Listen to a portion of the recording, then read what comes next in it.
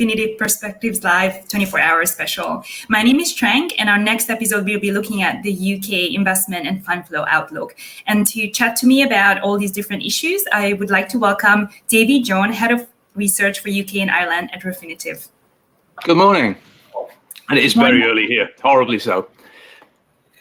And for that reason, I thank you so much for joining us here today, Dewi. We have quite a few questions to cover, but I promise I'll try to make this as quick as possible for you. Thank you. Just wait for the coffee to kick in. Definitely. The first question for you would be around what asset classes and sectors were particularly popular or unpopular in the UK over 2020? And do you see the same trends continuing in 2021? Well, it's a good question. It's been a bit of a barbell year. I mean, because unsurprisingly, I suppose the fund asset class that's taken most has been money markets, taken about 36 billion in sterling over the course of the year. And that's been a fairly steady trickle in as investors panicked and put money into these vehicles in the early part of the year as everything went into meltdown. But they've continually allocated over the course of the year, I think, to look for opportunities as they arise so they can deploy it out of this. The other major asset class that's done particularly well is equities, which have taken 26 billion over the course of the year. In fact, most assets are up this year on a 12-month view, this year, last year, with the exception of direct property, which has had a fairly horrible year, although that's largely down to how it's structured, because many funds have been gated to stop runs on the asset class. And there's also been fairly miserable year for sections of alternatives, although that's largely down to a handful of target return funds, which have seen very large outflows as the shines come off certain hitherto quite well thought of areas of the market. So really, in a positive sense, been a very good year for equities, but been an outstanding year as money has gone into money market funds. But given the level of risk in the market, you can quite understand why that would be. Will it carry on till next year? Depends on the volatility of the markets, if that goes away or if it stabilizes. If it stabilizes, I think investors will start to drip feed all that money they're putting into money market funds back into other asset classes. Thank you. And I guess a topic that's top of everyone's minds now, of course, is Brexit. How do you see that play out in 2021 in terms of fund flows? Since the referendum in 2016, UK assets, UK equities in particular, have been very out of favour, and that has been exacerbated this year, where you've seen over the course of the year, for instance, UK equity income has lost not far shy of 7 billion. UK all companies funds or even large cap UK equity has lost more than 5 billion. And there's been, even in small companies, 1.4 billion has gone out of funds. So there's been that continuing unpopularity of UK assets has accelerated.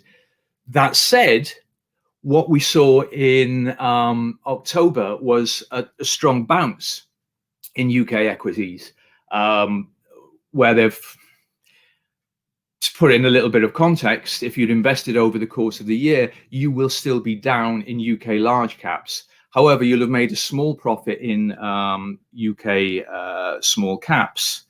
But if you'd been in for 2 months, not recommending anybody sits in an asset class for 2 months, you would have seen a huge bounce in UK small caps. So they've returned in the final quarter of the year about 20%, which over that, albeit small, short time period, has made them one of the best performing asset classes for Q4. Not quite as good as Chinese small caps, where you'd have made a 70% profit and more over the course of the year, but still very strong for the tail end of the year. Now, is that down to Brexit? I don't think so. What we saw in late October was a shift from growth stocks, which have been making all the running over the course of, well, not just this year, but a lot longer. You know, the FANGs, the Facebooks, Netflix and the like, and also the BATs. I always quite like that pairing, BATs and FANGs, over in Asia. So a rotation into value, whereas value really bounced hard on news of the vaccine coming through. The UK equities are very much a value biased index, and they benefited strongly from that. That said, investors still haven't caught on to that bounce yet. They pretty much missed that because outflows were still negative for UK large caps over the final quarter, although again slightly positive for small caps. So investors will have caught some of that, or a lot of investors will have caught some of that bounce. In bonds, I think it's been a fairly mixed fortunes on UK bonds. There isn't really such a clear pattern there, but very distinct on UK equities. Interesting. Sorry, I was going to say, will it continue to next year? Which I think is the interesting question. Cut across you there. I do apologize.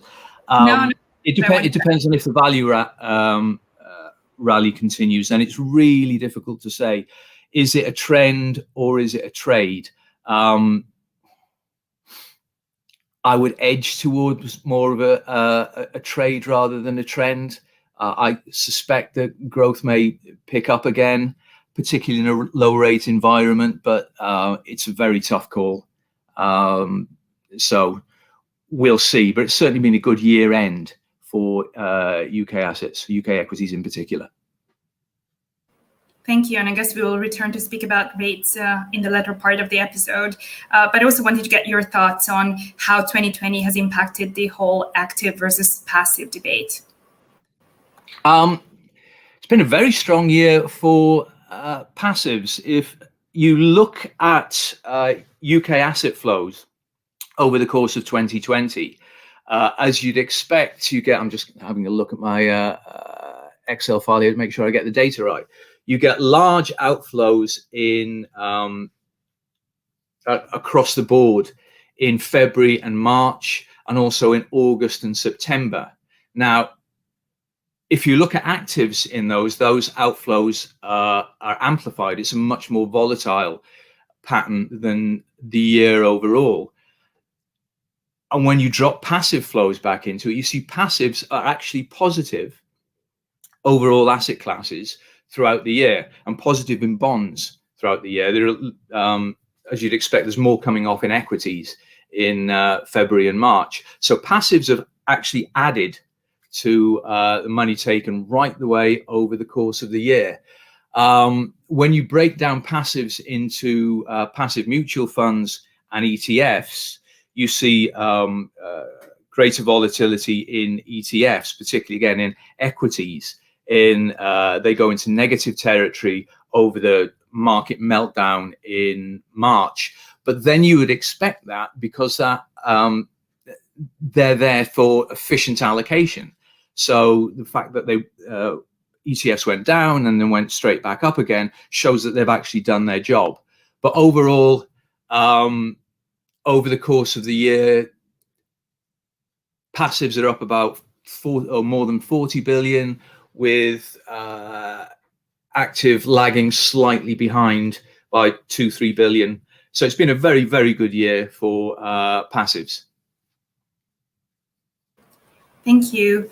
And there's been also obviously a lot of debate around the role of ESG really helping performance during economic downturns. And I think there have been quite a few reports put out there around ESG funds outperforming the broader market.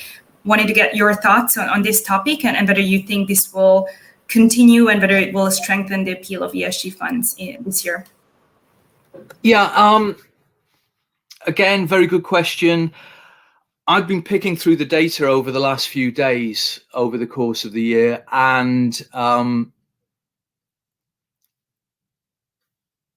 in general, looking through Lipper's sectors, you can see that ESG badged funds to varying degrees, have finished ahead of their non-ESG peers. Now, the smaller the sector, the more that random that becomes, because it's difficult to make meaningful comparisons. But in the larger sectors, we've got a larger set to look at. That I think there's quite a distinct pattern emerging. And the really interesting thing about it is it seems to be occurring no matter what the asset class. So there's been a lot of speculation, for instance, that ESG's outperformance in the first half of the year was simply because they were light on oil. If you look through the different sectors, it does seem to be more than that, because it's not just an oil effect. What is causing it, you can speculate. My best guess would be that ESG, apart from being a way of implementing your values as an investor, it's a way of defending value. It's another form of risk control, risk mitigation. And that's what we've seen here. So in over the spring, where markets fell hard, ESG funds seem to have fallen less. When you flip over to the last part of the year, as markets climb once again, ESG funds tend not to have risen quite as fast as their ESG peers, but overall they've held on to a lead over the course of the year. I was going to give you just one stat as an example. One of the bigger sectors, equity global, is actually a fairly large disparity. ESG funds have returned 18.7% over the year versus 11.7% for non-ESG. So a 7 percentage point difference. Now that's one of the larger ones, but it's also one of the largest sets. So you've got more meaningful data to compare one with another. But yeah, I thought a really interesting pattern, and I think it'll give investors heart into 2021. And that already seems to have been taking control. So for instance, looking at equity flows in the UK in December, just tiny little snapshot, it was quite a strong and positive year for equities in the UK. However, if you net out ESG funds, it's a negative month for equities. So ESG funds alone, rather than it now being a niche play, with the dominant way in which investors bought or sold equities over the course of the end of the year. Whether that continues, don't know in all honesty, but it's certainly a growing trend. And my guess would be, yes, ESG, also 2020 was definitely the year I think that ESG earned its spurs, and investors can now see more clearly that it's helping preserve value. Thanks. That's really insightful, especially framing it as a risk mitigation tool. And I think what you described has kind of reflected some of the predictions taken by our colleagues in some of the other markets as well in Asia. So the final question is really around speculation around 2021 being the return of inflation, and how this will impact rates, and what your predictions are and how bond investors might react.